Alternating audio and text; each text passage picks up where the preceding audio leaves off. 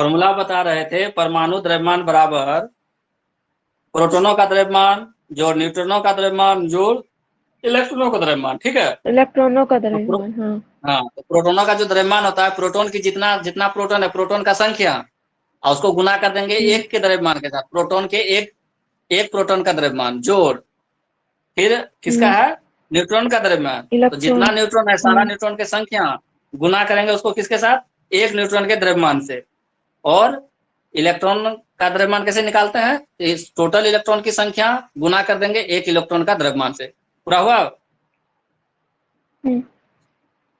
प्रोटोनों की संख्या गुने एक प्रोटॉन का द्रव्यमान जोड़ न्यूट्रॉनों की संख्या गुने एक न्यूट्रॉन का द्रव्यमान जोड़ इलेक्ट्रॉनों की संख्या गुने एक इलेक्ट्रॉन का द्रव्यमान। ठीक है, हाँ।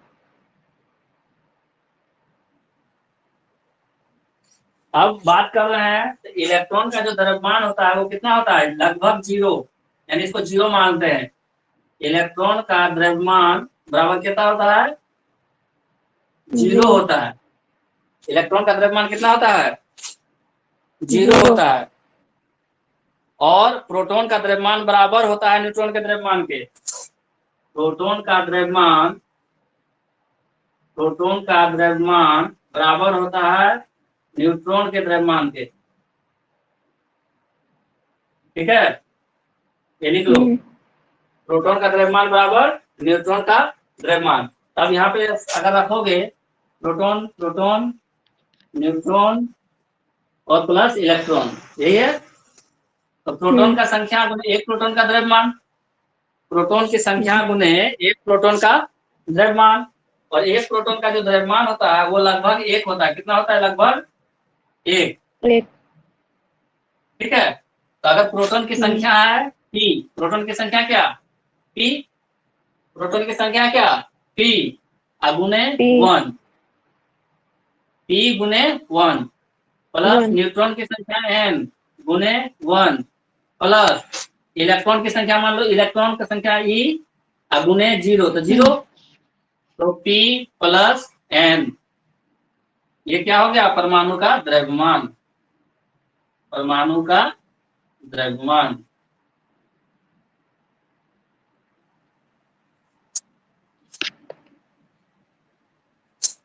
तो सर इसका आंसर होगा उपयुक्त में से एक से अधिक। आंसर इसका न्यूट्रॉन और प्रोटॉन बी होगा, न्यूट्रॉन और प्रोटॉनों का कुल द्रव्यमान होती है। कुल द्रव्यमान। हाँ हाँ, बी होगा ऑप्शन इसका।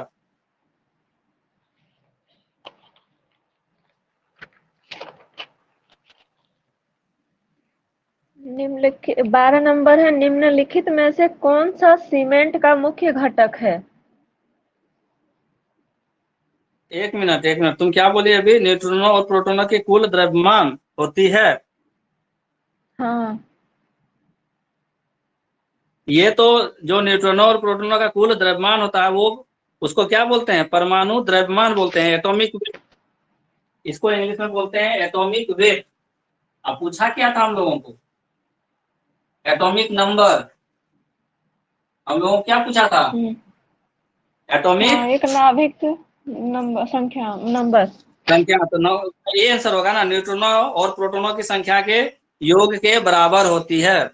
सर हम पहले वही तो बोले तो आप बोलते हैं बी होगा। तो यहाँ ये इसका आंसर तो हम पहले ही बता चुके हैं, तो दूसरा वाला बता रहे थे। ये वाला आंसर तो पहले ही बता चुके हैं कि A equal to P plus N. Answer इसका ए होगा। ठीक है, ए होगा। हाँ हाँ, न्यूट्रॉनों और प्रोटॉनों की संख्या के योग के बराबर होती है। ठीक है, ये वेट वाला में बी होता, एटॉमिक वेट वाला में बी होता। नेक्स्ट क्वेश्चन बोलो। निम्नलिखित में से कौन सा सीमेंट का मुख्य घटक है।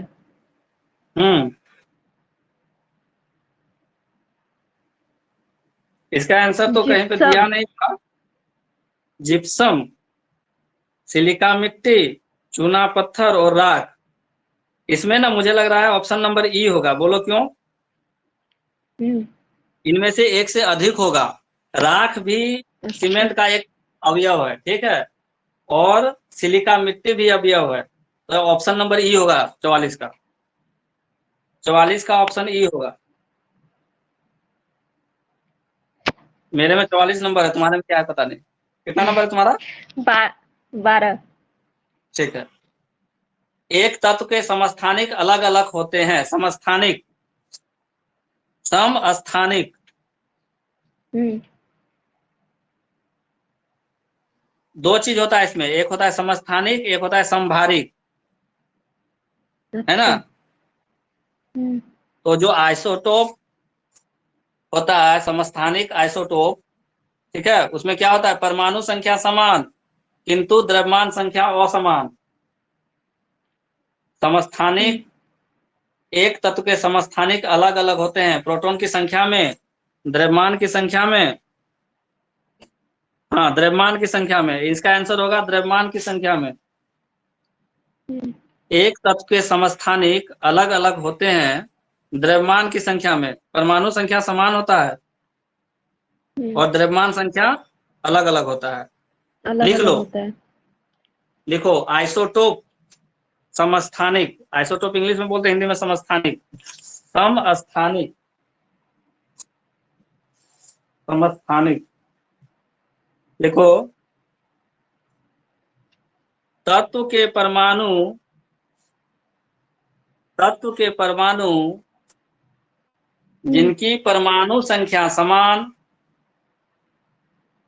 परंतु द्रव्यमान संख्या असमान होते हैं, परमाणु संख्या समान परंतु द्रव्यमान संख्या असमान होते हैं, उन्हें आइसोटोप समस्थानिक कहा जाता है। उन्हें आइसोटोप समस्थानिक कहा जाता है। हाँ। एक होता है आइसोबार, समभारिक। आइसोबार उसको बोलते हैं समभारिक। देखो, वे ये तत्व तत्व। जिनके हम्म।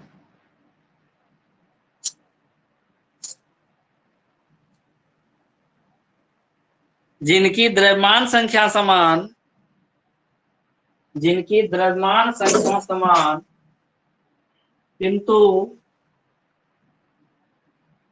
किंतु हम्म।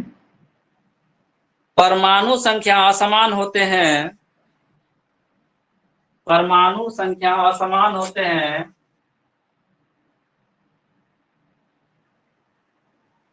उन्हें आइसोबार कहा जाता है।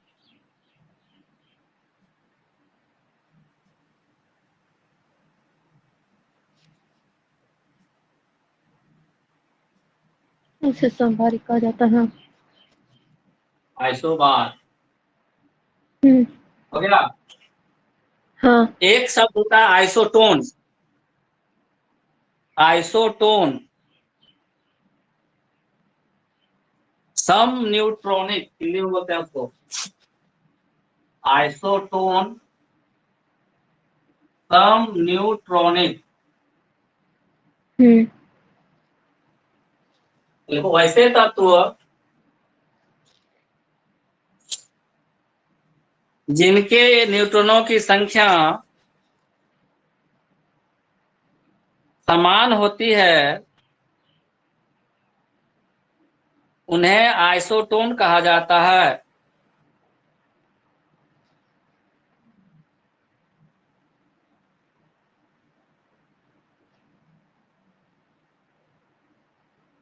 ठीक है। हाँ सर, कहा जाता है। हाँ। देखो, आइसोटोन में,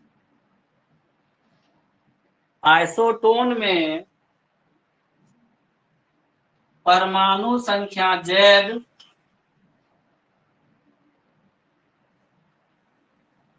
आइसोटोन में परमाणु संख्या Z तथा परमाणु द्रव्यमान A तथा परमाणु द्रव्यमान A परमाणु द्रव्यमान A का मान भिन्न भिन्न होता है, ए का मान भिन्न भिन्न होता है, परंतु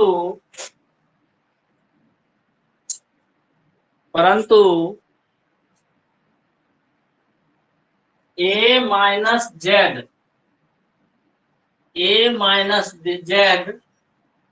का मान समान होता है। ए माइनस जेड का मान समान होता है। समान होता है। हाँ। जैसे जी। Li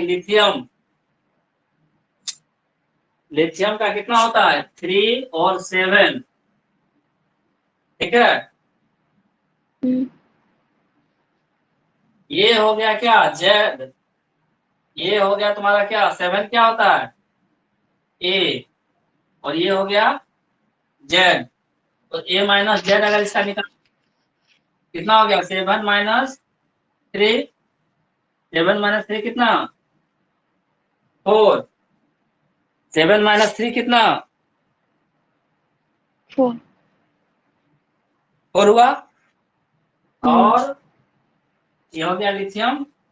इसके साथ में एक और आइसोटोन दिया रहेगा बेरिलियम का बी ई,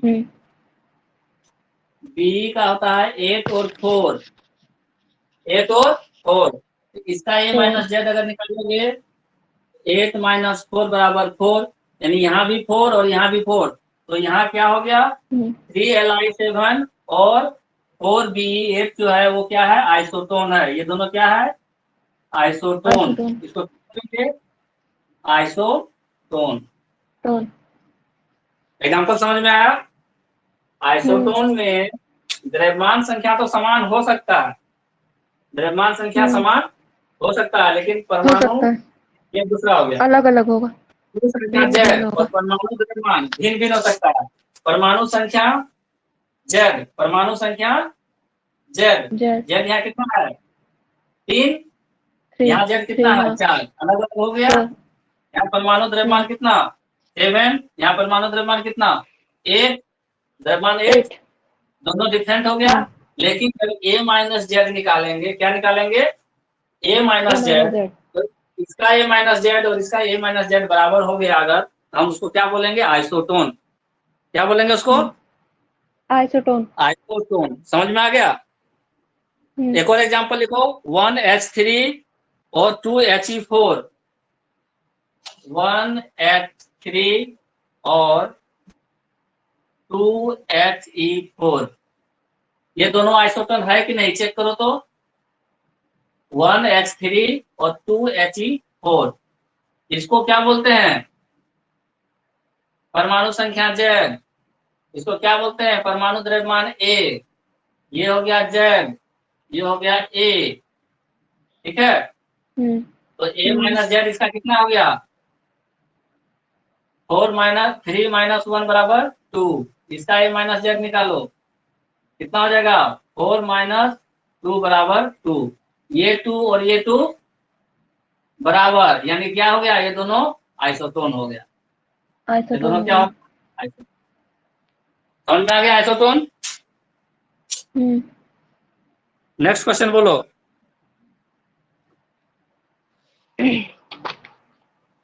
सर वह ताप बिंदु जिस पर ठोस द्रव्य और गैसीय अवस्थाएं एक साथ रह सकती है कहलाता है। आती हैं त्रिक बिंदु। क्या एक बिंदु सर ये मेरा सही हो गया, अंदाजे टक्कर मारे थे। त्रिक बिंदु कहलाती है। क्या होता है त्रिक बिंदु ये तो हम नहीं जानते सर, हमको देखने में सही लगा।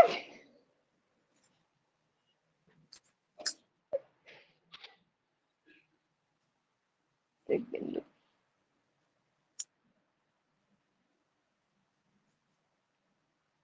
नेक्स्ट बोलो। सर त्रिक बिंदु होता क्या है ये बता देते। लिख लो। होता क्या हो तो आंसर उसी में आ गया, तुम्हारा क्वेश्चन में आंसर है उसका। अच्छा समझ गया। समझ गया। डिफाइन। नेक्स्ट बोलो। एल्युमिनियम का एल्युमिनियम का। महत्वपूर्ण ऑक्साइड होता है।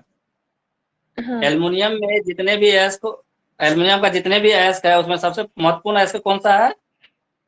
बॉक्साइट। बॉक्साइट। हम्म। 48 नंबर का फिर क्वेश्चन बता चुके हैं तुम लोगों को क्लास में, बोलो।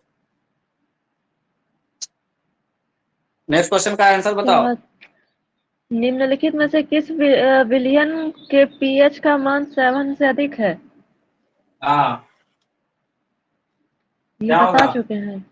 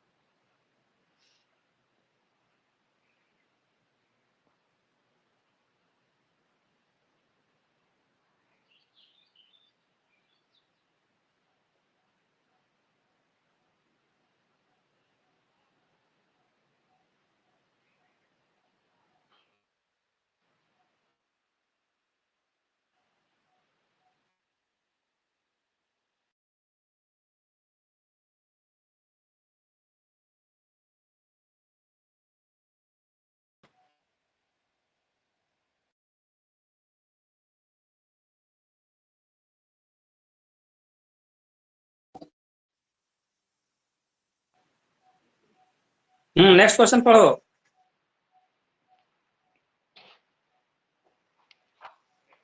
सर निम्नलिखित में से किस विलयन के पीएच का मान 7 से अधिक है? हाँ, बताए थे ना पीएच स्केल एक बार क्लास में।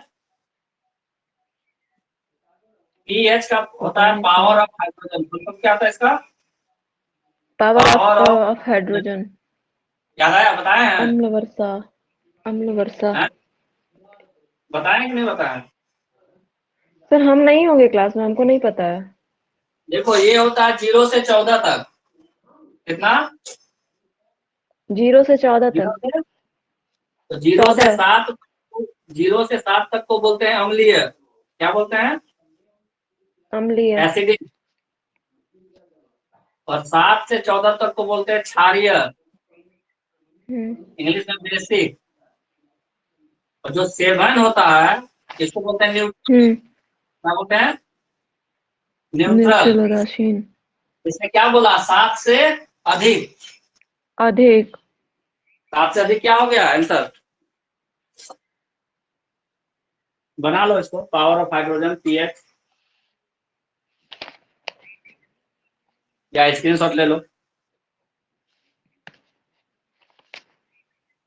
क्या होगा आंसर इसका? सर इसका अम्लीय होगा। कैसे? 7 से अधिक बोल रहा है, 7 से कम अच्छा नहीं। 7 से अधिक है ना, तो क्षारीय क्षारीय। हाँ, तो आंसर क्या हो गया? क्षारीय। बोलो नेक्स्ट क्वेश्चन।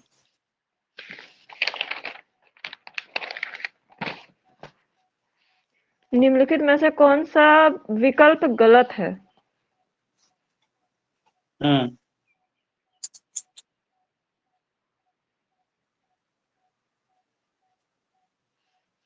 सर इसका आंसर आप बता दीजिए। गलत विकल्प खोज रहा है इलेक्ट्रॉन, प्रोटॉन और न्यूट्रॉन के बारे में। इसमें आंसर वो आने दो, उसका क्या बोलते हैं बीपीएससी का, तब इसको बता देंगे। नेक्स्ट बोलो। ये भी तो फिर वही है। हाँ ये भी छोड़ दो, सही गलत क्या है। ये सब क्वेश्चन बड़ा कंफ्यूजिंग रहता है। हाँ। निम्नलिखित में ग्रेफाइट से और हीरा कौन के सा, बारे में कौन सा सत्य है? क्या सर? ग्रेफाइट और हीरा के बारे में कौन सा कथन सत्य है? इसको भी छोड़ो, ये सब भी कंफ्यूजिंग रहेगा। 52 बोलो। नेक्स्ट निम्नलिखित में क्वेश्चन। से कौन सा तरलीकृत पेट्रोलियम गैस का प्रमुख घटक है? हाँ, एलपीजी, एलपीजी। हाँ जी। Liquefied liquefied petroleum gas. Full form क्या हुआ इसका? लिक्विफाइड मतलब क्या? तरलीकृत, लिक्विड मतलब तरल, तो हाँ। तरलीकृत। कृत। अब बोला कि इसमें क्या क्या चीज रहता है, तो इसमें रहता है ब्यूटेन। प्रमुख घटक है इथेन। हाँ। इसमें क्या रहता है? ब्यूटेन। और क्या ब्यूटेन। रहता हाँ है? और क्या रहता है ब्यूटेन के साथ? Propane. Sir. Propane. Propane. Butane. और इसके साथ क्या रहता है? इथेन। दो को मिल गया ना तुम्हारा यहाँ पे, ब्यूटेन और प्रोपेन। तो ये, हाँ, एक से अधिक, एक से, एक से अधिक। ई हाँ, अधिक। एक से अधिक। नेक्स्ट क्वेश्चन पढ़ो। हाँ। पानी मिट्टी से जड़ों में किस भौतिक प्रक्रिया के द्वारा गुजरता है उसे कहा जाता है? ये बायोलॉजी का क्वेश्चन आ गया। हाँ। साइंस जिंदगी में नहीं पढ़े हैं। अच्छा इसको पढ़ा देंगे एक साथ में, चलो और आगे बोलो। बायोडिग्रेडेबल अपशिष्ट को आमतौर पर जिसकी मदद से उपयोगी पदार्थ में बदला जा सकता है वो है? बैक्टीरिया आंसर होगा इसका। बैक्टीरिया। हाँ। हाँ। नेक्स्ट। रात के समय यह सलाह दी जाती है कि पेड़ के नीचे न सोएं क्योंकि क्योंकि पेड़ कार्बन ऑक्स डाइऑक्साइड मुक्त है रात में। करते हैं। सी।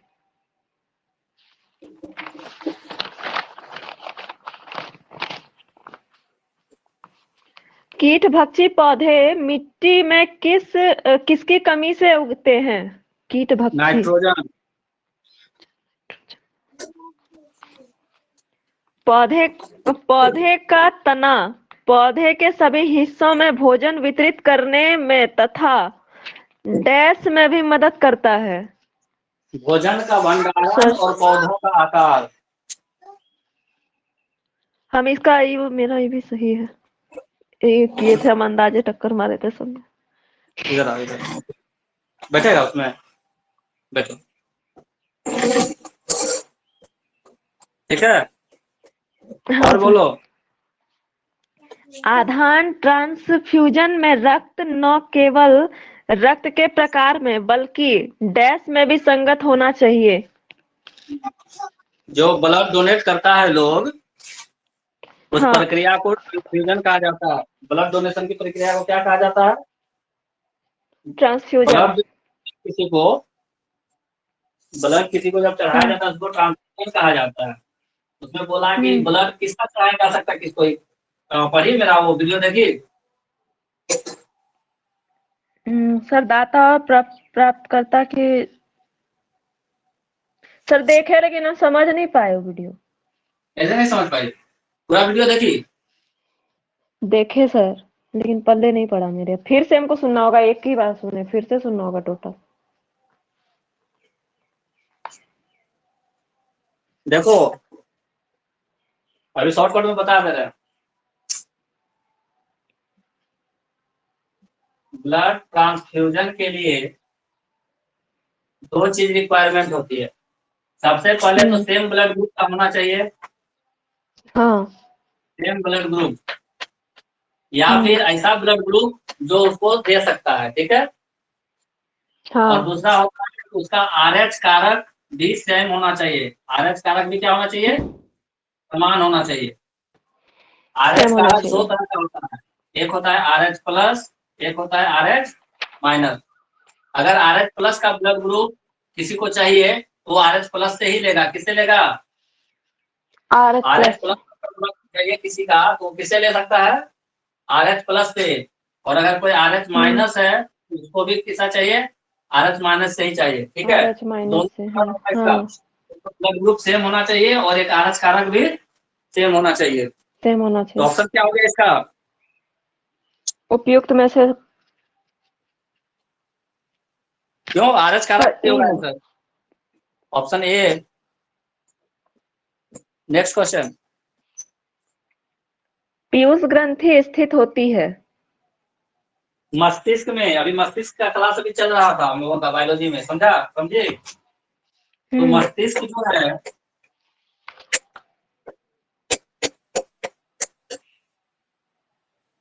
इसी मस्तिष्क में पिट्यूटरी ग्लैंड स्थित है। कौन सा? Pituitary gland. पीयूष ग्रंथि यहीं पे है,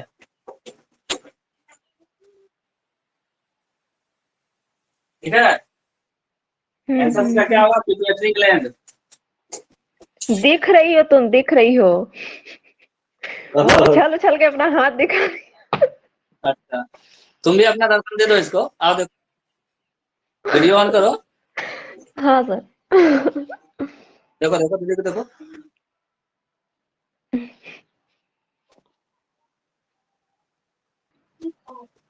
नेक्स्ट कर बढ़ो। सर, गर्भ में भ्रूण के विकास को जानने के लिए निम्नलिखित किरणों तरंगों में से किसका उपयोग किया जाता है?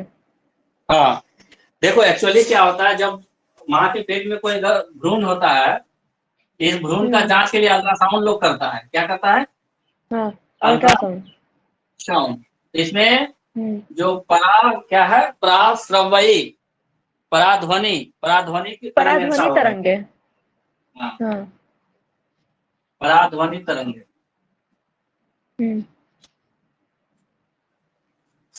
सार्वभौमिक स्वीकार्य रक्त समूह है, मतलब O positive.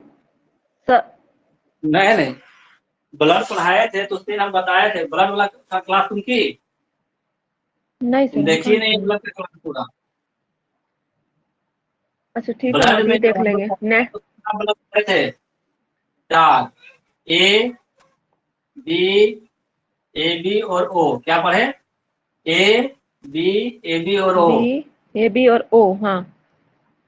A B, A B और ओ। इसमें भी होता है प्लस O। माइनस, इसमें भी प्लस माइनस, इसमें भी प्लस माइनस और इसमें भी प्लस माइनस, ठीक है। अब जब हम पढ़ाए थे उसमें बोले थे जो ओ होता है वो होता है सार्वदाता, सबको देने वाला। सबको देने वाला, हाँ।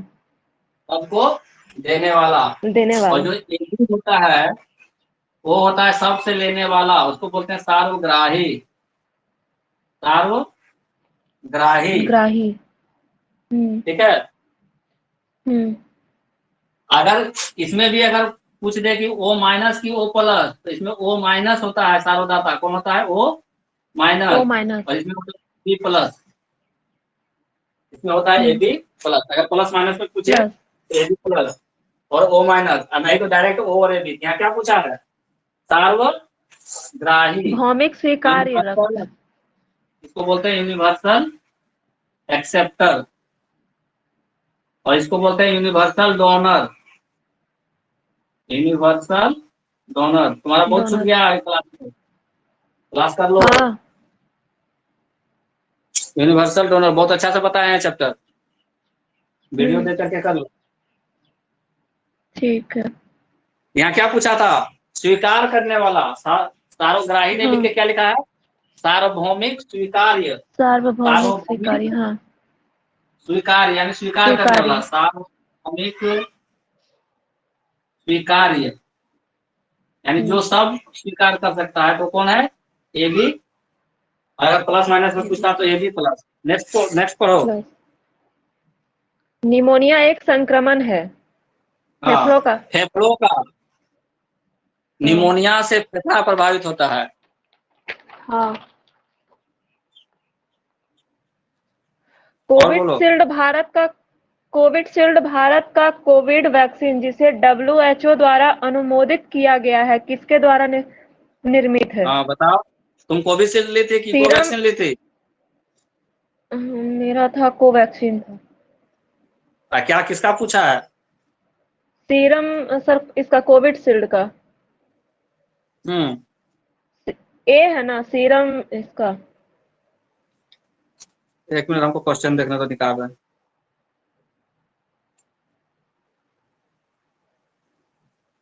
हम लोगों के यहाँ पे 3 टीका मुख्य तौर पे चला। कोविड के समय हम लोगों का कितना टीका चला यहाँ पर? 3। 3 टीका। कोवैक्सीन, कोविडशील्ड और कोवैक्सीन, कोविशील्ड और एगो स्पुतनिक। स्पुतनिक। हाँ। स्पुतनिक 5। स्पुतनिक 5 और तीनों से क्वेश्चन आ 5। चुका है। तीनों से क्वेश्चन आ चुका है और स्पुतनिक 5 तो शायद अभी और आएगा, इसी बीपीएससी में ही शायद है स्पुतनिक 5।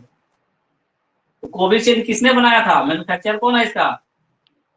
Serum institute. वो कोवैक्सीन का।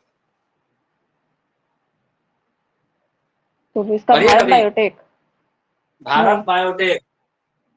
कोवैक्सीन का कौन है? भारत भारत बायोटेक। बायोटेक। और कोविशील्ड का कौन है? कोविशील्ड का कौन है? Serum institute. सीरम है। हाँ, तो इसका हम सीरम सही इंस्टीट्यूट लगाए हैं। पुणे। Serum Institute Pune. पुणे। और स्पुतनिक 5 हाँ। जो है ये रसिया के द्वारा बनाया गया है। स्पुतनिक 5 किसका है? रसिया के द्वारा बनाया रसिया गया के है। द्वारा बनाया गया। शायद स्पुतनिक इसी में पूछा था कि 15 तारीख वाला वो है, क्या नाम है इसका? सीडीपी सीडीपीओ वाला वाले जो में एग्जाम हुआ पूछा था। है। हाँ, उसमें हाँ। पूछा था ये। लेकिन हाँ। यहाँ से कुछ, हाँ, अगला अगला क्वेश्चन बोलो। अटल सुरंग ये ले लो, अटल सुरंग। ये ले लो, स्क्रीनशॉट ले लो। स्क्रीनशॉट ही ले लेते हैं।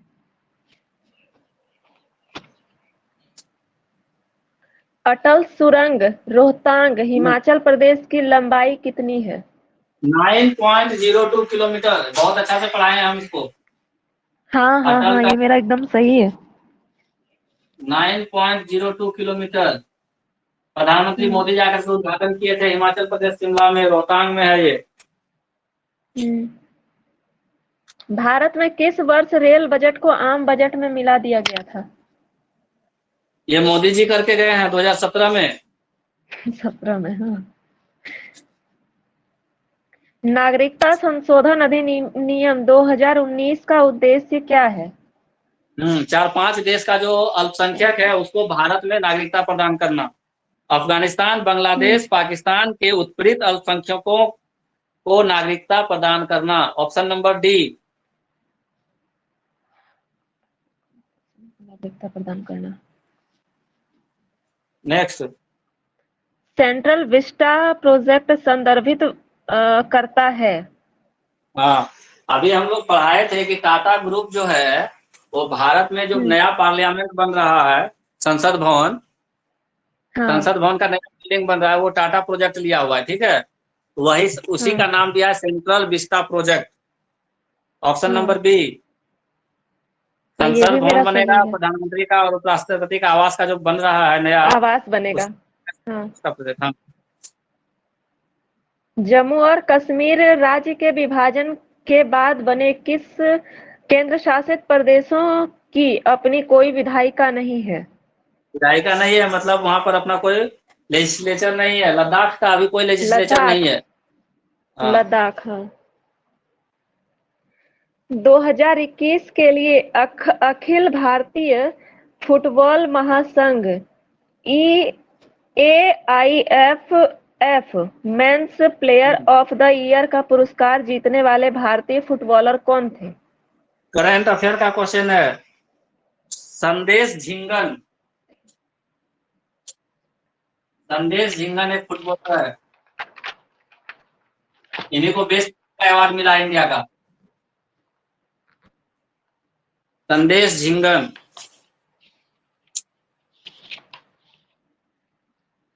प्रधानमंत्री किस सम्मान निधि योजना किस तारीख को शुरू की गई थी? किसान योजना। 1 फरवरी 2019।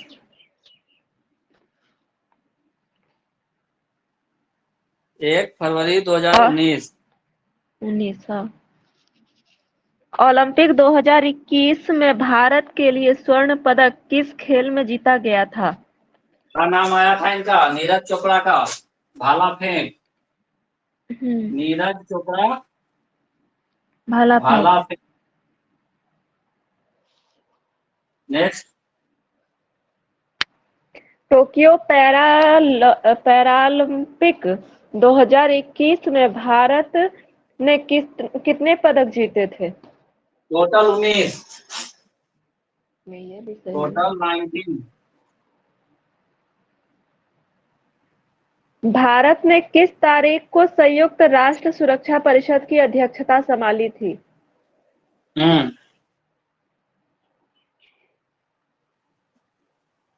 1 अप्रैल 2021 ना। इसका आंसर होना चाहिए 1 जनवरी 2021।